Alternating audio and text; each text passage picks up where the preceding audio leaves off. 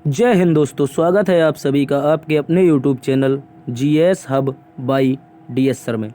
तो कैसे हो आप लोग? उम्मीद करता हूँ आप सब अच्छे होंगे। माफ़ी चाहेंगे साथी, 2 दिन से आपकी क्लास नहीं हो पाई है। ठीक है, हम डिस्कस करेंगे कि आज हम क्या अध्ययन करेंगे।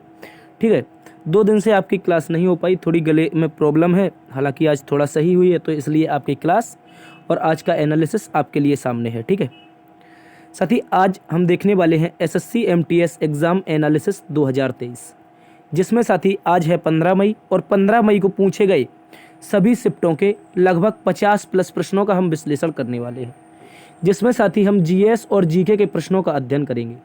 जीएस जीके के प्रश्नों का अध्ययन करेंगे और हम देखेंगे आज लगभग 50 प्रश्न। ठीक है साथी, आप सभी से निवेदन है, एक बार से चैनल को सब्सक्राइब कर दीजिए आप लोग। और अभी तक यदि आपने क्लास को शेयर नहीं किया है तो प्लीज़ शेयर कर दीजिए। बाद में बीच में क्लास शेयर करने के लिए मैं नहीं बोलता हूँ, ना किसी के जवाब देता हूँ। ठीक है, तो साथी आपसे निवेदन है, यदि तक आपने अभी तक लाइक नहीं किया, शेयर नहीं किया, सब्सक्राइब नहीं किया तो आप पहले से ही कर लीजिए। ठीक है, तो आज हम कुछ इस तरह से प्रश्नों का अध्ययन करने वाले हैं साथी, और हम देखेंगे इनको डिटेल से और जानेंगे किस तरह से आगे क्वेश्चन हमसे पूछे जाते हैं एग्ज़ाम। ठीक है, सारे के सारे जो स्टूडेंट के मेमोरी बेस्ड क्वेश्चन हैं वो सभी आपके सामने रहेंगे और इनका हम डिटेल से अध्ययन करेंगे, इसलिए क्लास आपके लिए इम्पोर्टेंट है। ठीक है, चलते हैं आज के पहले प्रश्न की तरफ। आज का मोटिवेशन कोट जो आपको ऊर्जावान बनाएगा और मंजिल के प्रति जागरूक रखेगा। कह रहा साथी, जो अपने कदमों की काबिलियत पर विश्वास रखते हैं, जो अपने कदमों की काबिलियत पर विश्वास रखते हैं, अक्सर वो ही मंजिल तक पहुंच जाते हैं। ठीक है साथी, कहा है किसी ने कि जब तक मंजिल की तरफ जाते समय आपको मंजिल का ख्याल ना आए तो समझ लेना आप सही रास्ते पर जा रहे हैं। कहने का मतलब है, यदि हमें परीक्षा की खोपड़ी में छेद करना है, यानी कि हमको परीक्षा में पास होना है या फिर सफल होना है कह सकते हैं, तो एक बार से केवल गोल डिसाइड करिए कि हमको ये परीक्षा देनी है और उसके बाद उसके बारे में भूल जाइए। बहुत इतनी मेहनत कीजिए साथी, जब आप एग्ज़ाम में बैठें तो आपका कोई भी क्वेश्चन आपके पढ़े हुए से बाहर ना जाए। ठीक है, तो वही क्वेश्चन यहाँ पर कह रहा है कि जो अपने कदमों की काबिलियत पर विश्वास रखते हैं, जो अपने मेहनत, भरोसे, हिम्मत और जज्बे पर विश्वास रखते हैं, अक्सर वही लोग मंजिल तक पहुंचते हैं। ठीक है, तो आप सभी से निवेदन है, आप लोग तैयारी करते रहेंगे, जुटे रहेंगे, भले ही असफलताएं हमें कितनी बार क्यों ना मिले, जब तक हम परीक्षा के लिए एलिजिबल हैं तब तक मेहनत ज़रूर करेंगे। ठीक है, चलते हैं आज के पहले प्रश्न की तरफ। थोड़ा गले में दिक्कत है, इसलिए वॉइस थोड़ी अजीब सी आ सकती है, तो आप लोग क्वेश्चनों पर ध्यान देंगे। ठीक है, आज का पहला प्रश्न आपसे कह रहा है साई, यानी कि SAI का पूर्ण रूप क्या है, साई का पूर्ण रूप क्या है, ऐसा क्वेश्चन आया था। ठीक है साथी, तो हम देखेंगे साई का पूर्ण रूप होता है साथी स्पोर्ट अथॉरिटी ऑफ इंडिया। क्या होता है? स्पोर्ट अथॉरिटी ऑफ इंडिया, यानी कि भारतीय खेल प्राधिकरण। साथ ही बात करेंगे इसके बारे में, इसका कार्य क्या है, तो याद रखेंगे भारत में जो भी खेल होते हैं, इन खेलों के विकास के लिए 1984 में भारत सरकार के द्वारा इसकी स्थापना की गई थी। क्वेश्चन इससे पहले साई के बारे में पूछा है कि इसकी स्थापना कब हुई थी। ठीक है, तो याद रखेंगे 1984 में इसकी स्थापना हुई थी। भारत सरकार ने खेलों के विकास के लिए इसकी स्थापना की थी। ठीक है, इंपॉर्टेंट है, याद रखेंगे। और इसका आपका फुल फॉर्म हो जाएगा स्पोर्ट्स अथॉरिटी ऑफ इंडिया, या तो इंग्लिश में दिया होगा या हिंदी में भारतीय खेल प्राधिकरण दिया होगा आपको। ठीक है, चलते हैं अगले प्रश्न की तरफ। अगला प्रश्न आपसे कह रहा है निम्नलिखित में से कौन सा मुगल सम्राट शाहजहां का पुत्र है। देखो, ये क्वेश्चन आपका अकॉर्डिंग टू ऑप्शन जाएगा। अब पता नहीं उसमें ऑप्शन में क्या दिया था, लेकिन हम जितने भी शाहजहां के पुत्र एग्जाम में पूछे जाते हैं उन चारों का हम डिस्कस करेंगे। ठीक है, वैसे जो आपके ज्ञात हैं, जो पुस्तकों के माध्यम से जानकारी मिली है कि शाहजहां के 4 पुत्र थे साथी। कितने? याद रखेंगे, शाहजहां के 4 पुत्र थे।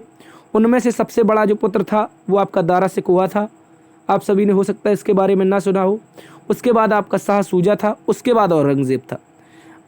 और आपने औरंगजेब के बारे में बहुत ज़्यादा सुना होगा, ये बहुत खतरनाक शासक था, ऐसा कहा जाता है। ठीक है, तो देखो, पिता के मरने के बाद हालांकि बड़े पुत्र को राजा बनना चाहिए, लेकिन जो औरंगजेब था ये इतना खतरनाक था, इसने साथी दारा सिकोहा को मार दिया, शाह सूजा को मार दिया, और जो इसका सबसे छोटा भाई था मुराद बख्श, उसको अपने पास रख लिया, यानी कि उसने इसकी सहायता की थी औरंगजेब की। ठीक है, तो याद रखेंगे इनके 4 पुत्र थे मुगल सम्राट शाहजहां के, जिनमें से आपको कोई ना कोई इनमें से ऑप्शन में दिया होगा, इसको याद रखेंगे। इसके अलावा शाहजहां की पुत्रियां भी पूछी जाती हैं, जिनमें से उनकी पुत्रियों में सबसे पहले तो जहान आरा बेगम याद रखेंगे आप लोग, उसके अलावा रोशन आरा बेगम याद रखेंगे और गौहर आरा बेगम। इन 3 लड़कियों से भी क्वेश्चन बनते हैं कि शाहजहां की निम्नलिखित में से कौन सी लड़कियां हैं, ऐसा क्वेश्चन हो सकता है, आगे पूछ ले, तो इसको आप लोग अच्छे से याद रखेंगे। चलते हैं आज के अगले प्रश्न की तरफ। अगला प्रश्न कह रहा है बौद्ध धर्म से संबंधित बारावर की गुफाएं किस राज्य में स्थित है। साथी ये क्वेश्चन हम लोगों ने डिस्कस किया है। यदि आप हमारे पुराने स्टूडेंट हैं और आपने हमें देखा है पहले, तो ये क्वेश्चन हमने डिस्कस किया है कि ये बिहार राज्य में स्थित हैं साथी, और बिहार राज्य का एक जहानाबाद डिस्ट्रिक्ट पड़ता है, इसमें स्थित है आपकी बारावर की गुफाएं। साथी ये बौद्ध धर्म से संबंधित है। कहा जाता है कि इसका निर्माण बौद्ध भिक्षुओं ने करवाया था। ठीक है, इसके अलावा जो क्वेश्चन गुफाओं से बन सकते हैं उनमें से सबसे प्रमुख है आपकी भीमबेटका की गुफा, जो कि आपकी मध्य प्रदेश में है, और ये पुरापाषाण काल की है। याद रखेंगे, पुरापाषाण काल की हो जाएगी मध्य प्रदेश की भीमबेटका की गुफाएं। ठीक है, इंपॉर्टेंट है। इसके अलावा अजंता एलोरा की गुफाएं, ये बौद्ध, जैन और हिंदू धर्म तीनों धर्मों से संबंधित है, महाराष्ट्र में है, इंपॉर्टेंट है, याद रखेंगे। इसके अलावा क्वेश्चन पूछा जाता है वाघ की गुफाएं, मध्य प्रदेश में है। ये तीनों क्वेश्चन आप लोग अच्छे से याद रखेंगे। चलते हैं अगले प्रश्न की तरफ। अगला प्रश्न आपसे कह रहा है वर्ष 2022 में शीतकालीन ओलंपिक का आयोजन किस शहर में हुआ था। तो बात करेंगे किस शहर में हुआ था। हमने अभी तक पता था कि ये इसका आयोजन चीन में हुआ था, लेकिन शहर की बात की जाए तो बीजिंग में हुआ था। चीन की राजधानी बीजिंग में इसका आयोजन किया गया था, इंपॉर्टेंट है, याद रखेंगे। इसके अलावा इसमें प्रथम स्थान जो प्राप्त हुआ था वो किसको हुआ था, नॉर्वे को प्राप्त हुआ था। किसको, इंपॉर्टेंट है, याद रखेंगे। पहले स्थान पर नॉर्वे रहा था, जबकि दूसरे स्थान पर आपका चाइना रहा था, यानी कि चीन रहा था। बात की जाए भारत की तरफ से किसने भाग लिया था, तो एकमात्र खिलाड़ी थे इसमें साथी, याद रखेंगे, आरिफ मोहम्मद खान। कौन थे, या इन्हीं को मोहम्मद आरिफ खान कहते हैं या आरिफ मोहम्मद खान कह सकते हैं। भारत की तरफ से एकमात्र खिलाड़ी थे जिन्होंने आपके शीतकालीन ओलंपिक में भाग लिया था। ठीक है, इंपॉर्टेंट है, याद रखेंगे। चलते हैं अगले प्रश्न की तरफ। अगला प्रश्न पूछा गया था बिस्मिल्लाह खान किस वाद्य यंत्र से संबंधित है। तो आप लोग याद रखेंगे ये मशहूर शहनाई वादक थे, इंपॉर्टेंट है, याद रखेंगे। और आपने सुना होगा दोस्ती फ्रेंड फॉरवर्ड में वो गाना बजता है करीना कपूर के लिए, बाबुल की दुआएं लेती जा तुझे सुखी संसार मिले। उसमें जो शहनाई बजाई थी वो साथी उस्ताद बिस्मिल्लाह खां के द्वारा बजाई गई प्राचीन काल की शहनाई थी, जिसको रिकॉर्ड करके उस फिल्म में गाया गया था। ठीक है, याद रखेंगे। तो उस्ताद बिस्मिल्लाह खान एक प्रसिद्ध शहनाई वादक थे। ठीक है, अगला प्रश्न पूछा था द इमोर्टल्स ऑफ मेलुहा पुस्तक के लेखक कौन है। तो बात करेंगे इमोर्टल ऑफ मेलुहा के बारे में। तो ये पुस्तक लिखी है अमीश त्रिपाठी ने। साथी अमीश त्रिपाठी की बहुत ज़्यादा पुस्तकें पूछी जाती हैं, याद रखेंगे। जो अमीश त्रिपाठी हैं साथी, इनके द्वारा हिंदू धर्म से संबंधित जितने भी ग्रंथ हैं उनको या तो ट्रांसलेट किया गया है या उनके माध्यम से, उनके सारांश से पुस्तकें लिखी गई हैं। ठीक है, अमीश त्रिपाठी एक प्रसिद्ध कह सकते हैं कि हिंदूवादी लेखक हैं या फिर हिंदू धर्म से संबंधित। हालांकि इन्होंने और धर्मों की भी किताबें लिखी हैं, लेकिन हिंदू धर्म में बहुत ज़्यादा लिखी हैं।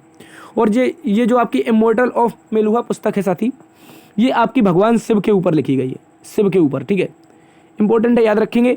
और इन्होंने बहुत सारी पुस्तकों को लिखा है, जिनमें से जो प्रमुख पुस्तकें हैं उनमें नागांव का रहस्य, वार ऑफ लंका, यानी कि भगवान राम ने जब लंका पर चढ़ाई की थी उस युद्ध का वर्णन, वार ऑफ लंका लिखा गया है।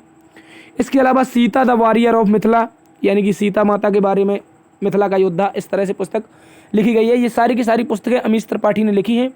ये एक प्रसिद्ध लेखक है और इनकी पुस्तकें अक्सर एग्जाम में पूछी जा सकती हैं। तो हो सकता है कल को ये क्वेश्चन पूछ ले इनमें से कोई, तो आप लोग इनको अच्छे से याद रख लेंगे। ठीक है, चलते हैं अगले प्रश्न की तरफ। तो इसका राइट आंसर हो जाएगा अमीश त्रिपाठी। अगला प्रश्न कह रहा था एक राष्ट्र एक उर्वरक योजना के तहत उर्वरक का नाम क्या रखा गया है। तो भारत सरकार ने, यानी कि प्रधानमंत्री श्री नरेंद्र मोदी जी के द्वारा 17 अक्टूबर को, कब साथी, 17 अक्टूबर को एक योजना की शुरुआत की जाती है जिसके तहत एक राष्ट्र एक उर्वरक, यानी कि पूरे देश में केवल एक खाद चलेगी, चाहे वो यूरिया हो चाहे वो DAP हो। तो जो विभिन्न कंपनियां हैं आपकी, इफ्को है, क्रिप्को है या नीमलेपित, बहुत सारी कंपनियों की आती हैं। उनमें से आप लोग याद रखेंगे वो ये जो भी कंपनियां हैं ये हालांकि प्राइवेट हैं, लेकिन अब से जो ये खाद की बोरी बनाएंगी उनका नाम क्या होगा, भारत नाम होगा। क्या नाम होगा साथी, भारत नाम होगा सारी बोरियों का। तो याद रखेंगे जो उर्वरक है, मतलब खाद है जो आएगी आपकी, वो भारत नाम से आएगी अब अपने पूरे देश में। ठीक है, अब अभी आप देखते थे हेडलाइन में इफ्को या क्रिफ्को, यदि आप किसान परिवार से संबंधित है तो ऐसी बोरियां आपने देखी होगी। हालांकि हम तो किसान परिवार से ही हैं। ठीक है, याद रखेंगे। तो भारत में अब केवल जो भारत नाम का ब्रांड होगा वही यूरिया आएगी या DAP, कोई भी खाद आएगी वो भारत नाम की ही आएगी। ऐसी योजना की शुरुआत 17 अक्टूबर 2022 को प्रधानमंत्री श्री नरेंद्र मोदी जी ने की है। ठीक है, इसको आप लोग अच्छे से याद रखेंगे, एग्जाम में ये पूछा गया था। अगला प्रश्न कह रहा था उपराष्ट्रपति का कार्यकाल कितने वर्ष का होता है। तो याद रखेंगे उपराष्ट्रपति का जो कार्यकाल होता है साथी वो 5 वर्ष का होता है। और इन 5 वर्षों का उल्लेख कहाँ पर मिलता है, तो अनुच्छेद 67 में लिखा है कि जो भारत का उपराष्ट्रपति होगा वो अनुच्छेद 67 के अनुसार अपने 5 वर्ष की पदावधि तक रहेगा। ठीक है, यानी कि कार्यकाल उसका 5 वर्ष का होगा। इंपॉर्टेंट क्वेश्चन है, याद रखेंगे। इसके अलावा उपराष्ट्रपति का उल्लेख साथी कहाँ पर है, तो अनुच्छेद 63 में ऐसा कहा गया है कि भारत का एक उपराष्ट्रपति होगा, और 64 में लिखा है कि ये जो उपराष्ट्रपति होगा ये आपका राज्यसभा का सभापति होगा, ठीक है, इंपॉर्टेंट है, याद रखेंगे। अगला प्रश्न कह रहा है भारतीय संविधान के अनुच्छेद 44 किससे संबंधित है? तो हमने इसको कई बार डिस्कस किया है। इसमें है समान नागरिक संहिता, और भारत में एकमात्र राज्य गोवा है जहाँ पर ये कानून लागू है। अब उत्तराखंड सरकार और इसके अलावा आपकी कर्नाटक सरकार ये आपकी अब लागू कर सकती हैं, ऐसा कहा गया है, ठीक है, याद रखेंगे। तो यूनिफॉर्म सिविल कोड जो आपका है वो आर्टिकल 44 है, जो कि डीपीएसपी में उल्लेखित है, आप सभी को पता होगा। डीपीएसपी यानी कि राज्य के नीति निर्देशक तत्व अनुच्छेद 36 से लेकर के 51 तक है, इसको भी आप लोग अच्छे से याद रखेंगे। अगला प्रश्न कह रहा है साथी नए बजट के तहत वित्त वर्ष 2023-24, ठीक है, यहाँ पर पूरा सा 2000 हो गया, ठीक है। तो 2023-24 के लिए 9 लाख से यदि ऊपर आपके खाते में रुपए है तो इस पर कितना टैक्स देना होगा, इस तरह से कोई क्वेश्चन आया था। मेमोरी बेस्ड है, हालांकि मैं इसकी पूरी तरह से पुष्टि नहीं कर सकता हूँ, यही था, ठीक है। तो यदि पूछा जाए कि साथी आपके बैंक में 9 लाख है तो कितना टैक्स देना होगा, तो याद रखेंगे यदि आपके बैंक में 6 लाख से 9 लाख के बीच का धन है आपके खाते में, तो आपको सरकार को 10% टैक्स देना होगा, ठीक है, याद रखेंगे। इंपॉर्टेंट क्वेश्चन है, इसको अच्छे से आप लोग याद रख लेंगे। अगला प्रश्न कह रहा है साथी पंडा नल्लूर नृत्य शैली किस लोक नृत्य से संबंधित है? तो बात करेंगे पंडा नल्लूर लोक नृत्य के बारे में या नृत्य शैली के बारे में। याद रखेंगे इसकी संस्थापक मीनाक्षी सुंदरम पिल्लई को माना जाता है, जो कि कौन है, भरतनाट्यम की एक प्रमुख नृत्यांगना है। कौन है साथी? मीनाक्षी सुंदरम पिल्लई। और जो भरतनाट्यम है इसी की शैली है आपकी पंडा नल्लूर, ठीक है। यदि आपने भरतनाट्यम आंसर लगाया है तो आपका राइट आंसर हो जाएगा, ठीक है। चलते हैं अगले प्रश्न की तरफ।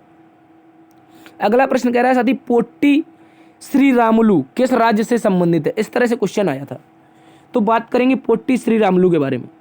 साथी इंपॉर्टेंट क्वेश्चन है, कह रहा है भारत के प्रमुख क्रांतिकारी थे। जब क्या हुआ था, भारत आज़ाद हो रहा था तो उन्होंने दक्षिण भारत में क्रांतिकारी के क्षेत्र में बहुत काम किया था। इसके अलावा स्वतंत्र भारत के पश्चात उन्होंने जो मद्रास राज्य था, उससे पहले मद्रास आपका आंध्र प्रदेश मद्रास पूरा हुआ करता था, तो मद्रास राज्य से अलग आंध्र प्रदेश राज्य की मांग की थी। किसने? पोट्टी श्रीरामुलु ने। तो जब ये मांग कर रहे थे साथी, जब सरकार ने इनके बारे में नहीं सुना तो मांग के लिए इन्होंने आमरण अनशन कर दिया और इसी अनशन के दौरान इनकी मृत्यु हो जाती है। इसलिए ये ज़्यादा फेमस है पोट्टी श्रीरामुलु। इंपॉर्टेंट क्वेश्चन है, इनको आप लोग याद रखेंगे। जब आंध्र प्रदेश की मांग हो रही थी तब इन्होंने आमरण अनशन किया था, तो सरकार जब नहीं सुनी तो इनकी मृत्यु हो जाती उस दौरान, ठीक है साथी। चलते हैं अगले क्वेश्चन की तरफ, इसको आप लोग अच्छे से याद रखेंगे। अगला प्रश्न कह रहा है प्रधानमंत्री परिवार कल्याण योजना की शुरुआत कब हुई थी? इस तरह से क्वेश्चन आया था प्रधानमंत्री परिवार कल्याण योजना के बारे में। तो साथी इससे 2 क्वेश्चन बनते हैं, एक प्रधानमंत्री परिवार कल्याण योजना बनती है और एक बनता है प्रधानमंत्री परिवार कल्याण कार्यक्रम, या फिर इसी कार्यक्रम के स्थान पर इसको परिवार कल्याण नियोजन भी कहते हैं, ठीक है।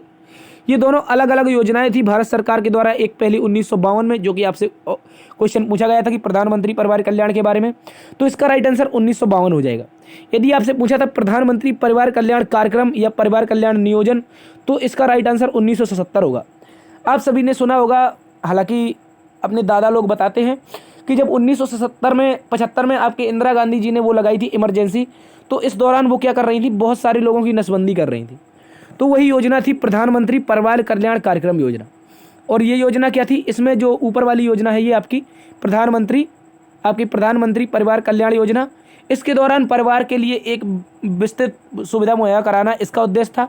और इसका उद्देश्य क्या था कि परिवार नियोजन करना, यानी कि परिवार को कंट्रोल करना था, ठीक है। इनका अलग अलग उद्देश्य था और अलग अलग योजनाएं हैं, इनको आप लोग अच्छे से याद रखेंगे।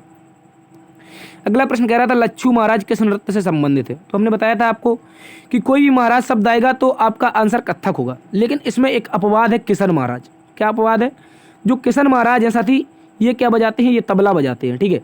किशन महाराज आपके तबला बजाते हैं, लेकिन इसके अलावा कोई भी क्वेश्चन आए, लच्छू महाराज, बिरजू महाराज, अच्छंद महाराज, कोई भी क्वेश्चन आए, ये कथक नृत्य से संबंधित हो जाएंगे, ठीक है। यदि आपको कथक नहीं दिया होगा तो एक क्वेश्चन और दिया होगा, इसमें हिंदुस्तानी शास्त्रीय संगीत। क्या दिया होगा? हिंदुस्तानी शास्त्रीय संगीत। यदि आपको याद है तो मैंने आपको एक बार बताया था कि जो इस तरह से कुछ भारत का मैप है, जो कर्नाटक के नीचे का एरिया है इसको कर्नाटक शास्त्रीय संगीत के नाम से जानते हैं, और जो कर्नाटक के ऊपर का एरिया है इसको हिंदुस्तानी शास्त्रीय संगीत के नाम से जानते हैं। तो जो लच्छू महाराज हैं साथी, ये आपके हिंदुस्तानी शास्त्रीय संगीत से संबंधित हो जाएंगे, ठीक है। और ये हो सकता है आपको ऑप्शन में कथक दिया हो, तो इसका राइट आंसर कथक हो जाएगा, ठीक है। चलते हैं अगले प्रश्न की तरफ। अगला प्रश्न पूछा था गणगौर त्यौहार किस राज्य में मनाया जाता है या किस राज्य से संबंधित है? तो हमने आपको बताया था कि साथी एक बार राजस्थान के जब हम राज्य डिस्कस कर रहे थे लोग यहाँ पर त्यौहार, तो उन्होंने ऐसा आपको गणगौर करवाया था। गणगौर के बारे में बात की जाए तो राजस्थान का एक प्रमुख लोक त्यौहार है, यानी कह सकते हैं त्यौहार है, ठीक है। तो इस दौरान होता क्या गणगौर त्यौहार में, तो ऐसा भी क्वेश्चन पूछा जाता है एसएससी के द्वारा। तो इसमें देवी पार्वती और भगवान शंकर की पूजा की जाती है, ठीक है। इंपॉर्टेंट है, याद रखेंगे। गणगौर त्यौहार, गढ़ से हो जाएगा आपका शंकर और गौर से होगा जाएगा गौरी, ठीक है। तो देवी पार्वती और भगवान शंकर की पूजा की जाती है। गणगौर त्यौहार राजस्थान से संबंधित है। अगला प्रश्न कह रहा है चीनी के उत्पादन में भारत सबसे बड़ा राज्य कौन सा है। भारत का सबसे बड़ा कौन सा राज्य जो चीनी उत्पादन सर्वाधिक करता है। तो याद रखेंगे वर्तमान की स्थिति देखी जाए तो महाराष्ट्र पहले स्थान पर है। हालांकि इससे पहले जो 2021 की रिपोर्ट थी उसके अनुसार उत्तर प्रदेश आपका पहले पर था, ठीक है। अगर आपसे 2021 का पूछा है तो उत्तर प्रदेश हो जाएगा। यदि 2022 या फिर 2023 के बारे में पूछा है तो इसमें पहले स्थान पर आपका महाराष्ट्र, जबकि दूसरे स्थान पर उत्तर प्रदेश हो जाएगा, ठीक है। इसको आप लोग अच्छे से याद रखेंगे।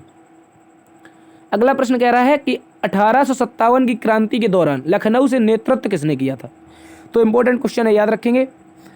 बात की जाए लखनऊ से 1857 की क्रांति में किसने नेतृत्व किया था, तो आपने सुना होगा बेगम हजरत महल के बारे में, या फिर इसी को कहते हैं महकपरी। क्या कहते हैं? महकपरी। बेगम हजरत महल या फिर महकपरी, इन्होंने नेतृत्व किया था जब यहाँ के अंतिम नवाब वाजिद अली को गिरफ्तार कर लिया अंग्रेज़ों ने, तो जो इनकी बेगम थी उन्होंने यहाँ का नेतृत्व किया था। इसके अलावा कानपुर से पूछ सकता है तो नाना साहब को याद रखेंगे। इसके अलावा झांसी की रानी लक्ष्मीबाई, तो इसको सीधा बोलते हैं झांसी की रानी लक्ष्मीबाई, तो झांसी की महारानी लक्ष्मीबाई ने। और इलाहाबाद से याद रखेंगे मौलवी लियाकत अली। कौन थे? मौलवी लियाकत अली इलाहाबाद से किया था। ये भी इंपॉर्टेंट है, याद रखेंगे। अगला प्रश्न कह रहा है साथी 2011 की जनगणना के अनुसार शहरी आबादी कितने प्रतिशत है। तो शहरी आबादी की बात की जाए, इसका राइट आंसर हो जाएगा 31.2%, 31.2% शहरी आबादी थी। बात की जाए यहाँ पर शहरी जनसंख्या की, यानी कि संख्या की, अगर लगभग संख्या के बारे में बात की जाए तो 377.1 मिलियन, यानी कि 37,71,00,000 लोग इस समय निवास करते थे, ठीक है। और 10% में बात की जाए तो 31.2% इसका राइट आंसर हो जाएगा, ठीक है। अगले प्रश्न की तरफ चलते हैं, इसको आप लोग अच्छे से याद रखेंगे। अगला प्रश्न कह रहा है गंगा नदी किन दो नदियों के संगम से मिलकर बनती है। तो इंपॉर्टेंट है, याद रखेंगे। कुछ इस तरह से दो धाराएं आती हैं। पहली धारा आती है आपकी भागीरथी की, किसकी? भागीरथी नदी की। और दूसरी धारा आती है आपकी अलकनंदा नदी की। कौन सी साथी? यहाँ पर हो जाएगी आपकी अलकनंदा नदी, ठीक है। अलकनंदा नदी को आप लोग याद रखेंगे। तो जब दोनों ये यहाँ इस स्थान पर मिलती हैं तो इस स्थान का कुछ नाम होगा। तो जो ये स्थान है साथी, ये वाला आपका, ये वाला, इस स्थान का नाम है, क्या नाम है? तो आप लोग याद रखेंगे, इसका नाम है साथी देवप्रयाग। देखो जहाँ पर देवता मिलेंगे वहीं पर तो गंगा होंगी, तो याद रखेंगे देवप्रयाग, ठीक है। गंगा में अलकनंदा और जब भागीरथी मिलती है तो ये स्थान जो है ये क्या कहलाता है? देवप्रयाग कहलाता है। और यहीं से मिलकर गंगा का निर्माण होता है। याद रखेंगे गंगा भारत की राष्ट्रीय नदी है और 2525 किलोमीटर इसकी कुछ लंबाई है। अगला प्रश्न कह रहा है प्रधानमंत्री महिला सशक्तिकरण किस मंत्रालय के अंतर्गत आता है। तो जब बात की जाती है महिलाओं के सशक्तिकरण की, तो भारत सरकार ने एक मंत्रालय बनाया है जिसका नाम है महिला बाल विकास मंत्रालय। क्या नाम है? महिला एवं बाल विकास मंत्रालय। इस मंत्रालय के द्वारा महिलाओं तथा बच्चों की क्या किया जाएगा? विकास किया जाएगा, ठीक है। और वर्तमान में इसकी बात की जाए, इसका मंत्री कौन है? तो स्मृति ईरानी। कौन हो जाएंगी? स्मृति ईरानी आपकी वर्तमान में इसकी मंत्री है। इंपॉर्टेंट है, याद रखेंगे। अगला प्रश्न कह रहा था शक वंश का सबसे प्रतापी राजा कौन था। तो बात करेंगे शक वंश के सबसे प्रतापी राजा के बारे में, तो इसका राइट आंसर हो जाएगा रुद्रदामन प्रथम। क्या हो जाएगा साथी? रुद्रदामन प्रथम। साथी इसकी जानकारी कहाँ से मिलती है? तो याद रखेंगे जूनागढ़ से एक हमको अभिलेख प्राप्त होता है। इस अभिलेख का नाम है गिरनार अभिलेख। क्या नाम है? गिरनार अभिलेख। इसके तहत इसकी जानकारी मिलती है कि जो शक वंश था इसका सबसे प्रतापी शासक रुद्रदामन था। और जो मौर्य काल का एक प्रसिद्ध सुदर्शन झील थी इसमें, याद रखेंगे गिरनार में, गुजरात में प्रसिद्ध सुदर्शन झील है मौर्य काल की। तो उसी सुदर्शन झील का पुनः निर्माण किसने करवाया था साथी? तो याद रखेंगे रुद्रदामन ने करवाया था। इंपॉर्टेंट है, याद रखेंगे, ऐसा भी क्वेश्चन एसएससी पूछता है। अगला प्रश्न कह रहा है मीठे पानी का अंतर्राष्ट्रीय वर्ष के रूप में कब मनाया गया। इंपॉर्टेंट क्वेश्चन है और पुराना क्वेश्चन है, ठीक है। तो बात करेंगे मीठे पानी का अंतर्राष्ट्रीय वर्ष किसने मनाया था। तो याद रखेंगे यूनेस्को ने मनाया था। और कब मनाया था? तो 2003 मनाया था, ठीक है। ये हालांकि क्वेश्चन करने लायक नहीं था, लेकिन एसएससी इस तरह से क्वेश्चन पूछ लेता है, ठीक है। यूनेस्को द्वारा वर्ष 2003 में मीठे पानी का वर्ष मनाया गया था, ठीक है। इसके अलावा 2016 को दलहन का अंतर्राष्ट्रीय वर्ष, जबकि 2023 जो चल रहा है इसमें मोटे अनाज या फिर कह सकते हैं बाजरा का वर्ष। वर्तमान में जो 2023 चल रहा है ये मोटे अनाज या फिर इसी को बाजरा का अंतर्राष्ट्रीय वर्ष कह सकते हैं। और 2016 जो था ये दलहन यानी कि दालों का अंतर्राष्ट्रीय वर्ष था। और जो 2003 था वो आपका पानी के लिए अंतर्राष्ट्रीय वर्ष था, ठीक है। इंपॉर्टेंट है, याद रखेंगे। अगला प्रश्न कह रहा है होला मोहल्ला त्यौहार किस समुदाय द्वारा मनाया जाता है। तो होला मोहल्ला त्यौहार की बात की जाए, सिख समुदाय का एक प्रमुख त्यौहार है। इसको शुरुआत किसने की थी, तो 10वें गुरु थे श्री गुरु गोविंद साहिब। कौन थे, गुरु गोविंद सिंह साहिब जी जो थे, इनके द्वारा इसकी शुरुआत नए ढंग से की गई थी। ठीक है, तो होला मोहल्ला त्यौहार सिख धर्म से इंपॉर्टेंट है, याद रखेंगे। अगला प्रश्न कह रहा है वर्ष 2022 मैक्सिको सिटी ग्रैंड प्रिक्स का खिताब किसने जीता था। तो बात करेंगे 2022 के लिए मैक्सिको सिटी ग्रैंड प्रिक्स, तो या फिर 2021 पूछे, 2022 पूछे, इसका राइट आंसर एक ही होगा और उसका राइट आंसर हो जाएगा मैक्स वेरस्टेपन। क्या हो जाएगा, मैक्स वेरस्टेपन इसका राइट आंसर हो जाएगा। ये रेड बुल के एक मशहूर ड्राइवर हैं, आपने रेसिंग देखी होगी तो उसमें रेड बुल फेरारी वगैरह होती है, तो उसमें जो रेड बुल कंपनी है उसके प्रमुख रेसर हैं आपके मैक्स वेरस्टेपन। इनके द्वारा मैक्सिको सिटी ग्रैंड प्रिक्स से जीता गया था। ठीक है, अगला प्रश्न कह रहा है उत्तराखंड राज्य की दूसरी सबसे ऊंची चोटी कौन सी है। क्वेश्चन पूछा था दूसरी सबसे ऊंची चोटी, तो याद रखेंगे दूसरी सबसे ऊंची चोटी हो जाएगी आपकी कॉमेट पर्वत। क्या हो जाएगी, कॉमेट पर्वत आपकी दूसरी है, जबकि उत्तराखंड की सबसे ऊंची चोटी है जो वो आपकी नंदा देवी पर्वत शिखर है। ठीक है, याद रखेंगे नंदा देवी सबसे ऊंची, जबकि कॉमेट पर्वत सेकंड लार्जेस्ट, आपकी सेकंड हाईएस्ट पीक है। ठीक है, इंपॉर्टेंट है, याद रखेंगे। अगला प्रश्न कह रहा है द ब्लू अम्ब्रेला पुस्तक के लेखक कौन है। तो याद रखेंगे मशहूर भारतीय लेखक रहे हैं रस्किन बॉन्ड। रस्किन बॉन्ड जो थे इनका जन्म हुआ था हिमाचल प्रदेश में, याद रखेंगे। ऐसा इनका नाम सुनने से लगता है कि विदेशी होंगे, लेकिन ये भारतीय हैं साथी। हिमाचल प्रदेश में इनका जन्म हुआ था, इंपॉर्टेंट है, याद रखेंगे, 1934 में।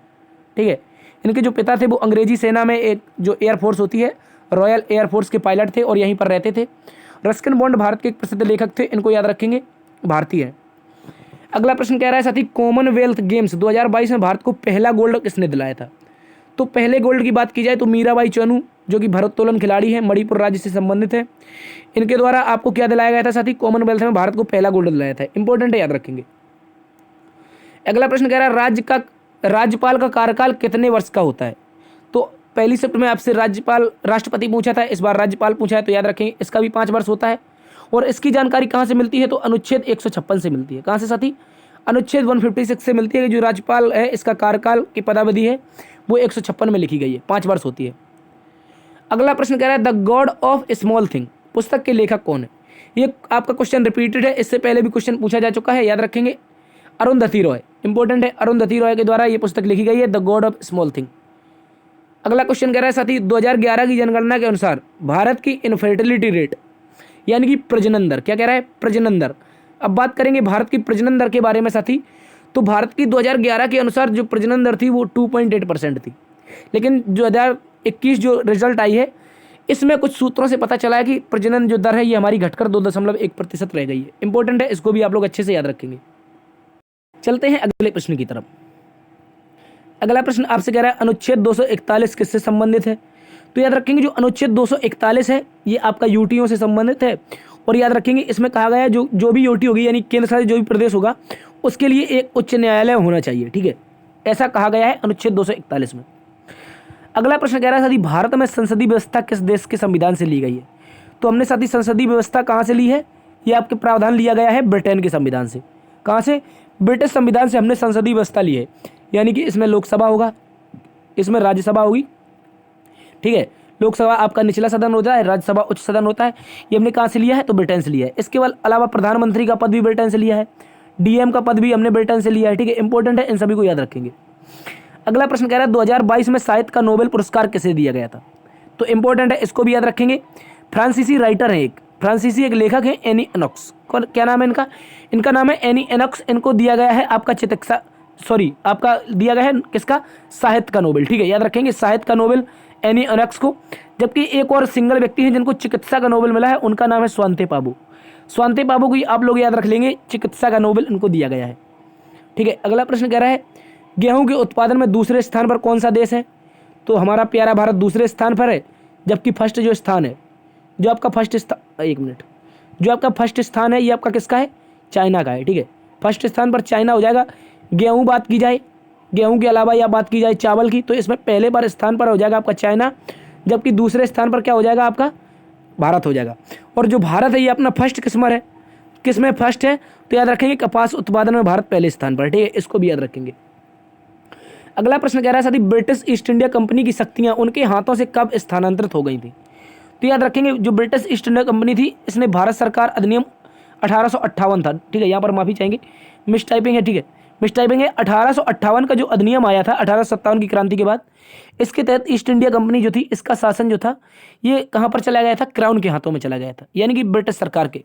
ठीक है, तो इंपॉर्टेंट है, याद रखेंगे। इस दौरान जो ब्रिटिश ईस्ट इंडिया कंपनी का गवर्नर जनरल हुआ करता था, वो अब आगे चलकर भारत का वायसराय बन गया था, यानी कि महारानी का वायसराय बन गया था। ठीक है, और भारत का पहला वायसराय बना था कैनिंग। ये भी इंपॉर्टेंट है, याद रखेंगे। अगला प्रश्न कह रहा है काशी तमिल संगमम किस मंत्रालय द्वारा आयोजित किया जा रहा है। ये इंपॉर्टेंट क्वेश्चन है। देखो यहाँ पर तमिल संगमम की बात आती है तो हमें लगता है कि कहीं ना कहीं कुछ कोई और मंत्रालय होगा। ठीक है, यानी संस्कृति मंत्रालय होगा, भाषाओं की बात आ रही है इस तरह से प्राचीन काल की, तो संस्कृति मंत्रालय होगा। हालांकि ऐसा नहीं है। ठीक है, काशी तमिल संगमम की बात की जाए तो ये शिक्षा मंत्रालय के द्वारा चलाया जा रहा है। किसके द्वारा? शिक्षा मंत्रालय के द्वारा काशी तमिल संगमम की शुरुआत की जा रही है। और इस दौरान क्या होगा, उत्तर भारत का जो साहित्य है तथा तमिल साहित्य, इन दोनों को आपस में अध्ययन करके इसका क्या निकालेंगे, एक नई नई खोजें निकालेंगे। किस तरह से उस समय अध्ययन की लिखा जाता था, उत्तर भारत में क्या था, दक्षिण भारत में क्या था, इस सभी को मिलकर के एक नया साहित्य लिखा जा रहा है। उसी को कहा गया है तमिल, काशी तमिल संगमम। इंपॉर्टेंट है, याद रखेंगे। अगला प्रश्न कह रहा है 1983 विश्व कप का आयोजन कहां पर किया गया था। इंपॉर्टेंट है, इसको भी याद रखेंगे।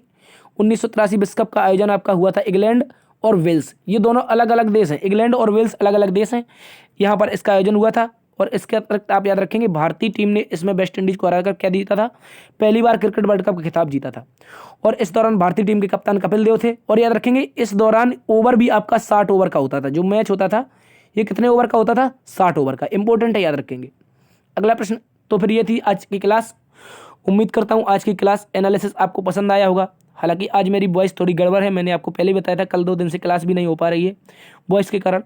फिर भी आज हमने क्लास ली है। ठीक है, तो आपसे निवेदन है एक बार से दोस्तों में सेशन को आपसे निवेदन है कि शेयर कीजिए। यदि आपने अभी तक लाइक नहीं किया तो लाइक भी कर दीजिए, शेयर कीजिए। यदि चैनल पर नए हैं तो आपसे विनम्र निवेदन है कि सब्सक्राइब जरूर कर लें। ठीक है, सब्सक्राइब जरूर कर लें ताकि हमारा भी मोटिवेशन बना रहे और हम आपके लिए इस तरह से निरंतर क्लास लाते रहेंगे। ठीक है, देखते रहिए GS hub by DS sir.